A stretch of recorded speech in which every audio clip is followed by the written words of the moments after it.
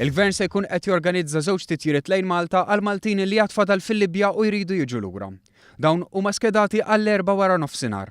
Waħda mit-titjiriet se titlaq minn Tripli u l-oħra minn Labrak, post viċin ta' Benghazi. Dawn it-titjiriet se ħallas għalihom il-Gvern. B'kollox sal-lum in-numru ta' Maltin fil-Libja bejn dawk fi Tripli, f'Benghazi u fl-Oilfields jammonta għal madwar 100.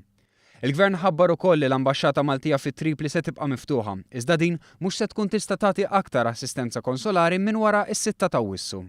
Għaldaqstant wara din id-data dawk il-Maltin li jkunu għadhom il-Libja u jkollhom bżonn assistenza konsolari jew għajnuna biex jivvjaġġaw jistgħu jagħmlu użu mill-Crisis Center fil-Ministeru għall-Affarijiet Barranin.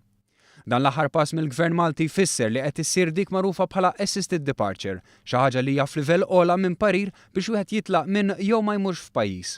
Dan bħal għamlu l-maġġoranza tal-pajjiżi tal-Unjoni Ewropea. Ta' kuljum il-Gvern qed ikompli jsegwi dak li għaddej u l-iżviluppi li jistgħu jseħħu u qiegħed iżomm kuntatt ma' pajjiżi oħra fosthom l-Italja, l-Ingilterra, il-Filippini u l-Korea. Intant il-Virtu Ferries qalu li se jibdew servizz bil-baħar bejn Malta u Tripli bl-ewwel vjaġġ jitlaq fit-12 ta' Awwissu.